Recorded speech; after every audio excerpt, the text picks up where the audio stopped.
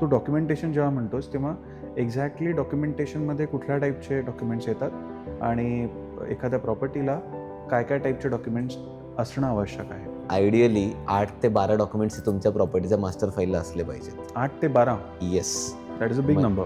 या म्हणजे it starts with your sales deed, तुमचे चेन डॉक्युमेंट, तुमची एनए ऑर्डर, तुमचा sanction plan, completion certificate, allotment letter, तुमचे युटिलिटी डॉक्युमेंट आले, त्यामध्ये तुमचं प्रॉपर्टी टॅक्स आलं, MSAB आलं, रादर तुमचं वॉटर बिल आलं काही केसमध्ये MNGLचं बिल येतं. त्यानंतर तुमची सोसायटीची NOC आली, तुमची बँक NOC आली. म्हणजे जर आपण बघायला जातो हा 10+ डॉक्युमेंट्सचा आकडा होतो. आणि ह्याच्यावरती काही डॉक्युमेंट्स असतात की ज्याची ओरिजिनल कॉपी नसेल तर त्याची कमीत कमी सर्टिफाईड कॉपी हवी. सर्टिफाईड कॉपी म्हणजे ट्रू कॉपी नाही की झेरॉक्स करून त्याच्यावरती ट्रू कॉपी मारले असं नाही. जी गव्हर्नमेंट ऑफिसेसमधनं आपण मामलेदार कचेरीतनं काढतो किंवा फोटोज इन्कोमधनं काढतो, या सर्टिफाईड कॉपीज तुमच्या फाईलला असल्या पाहिजेत.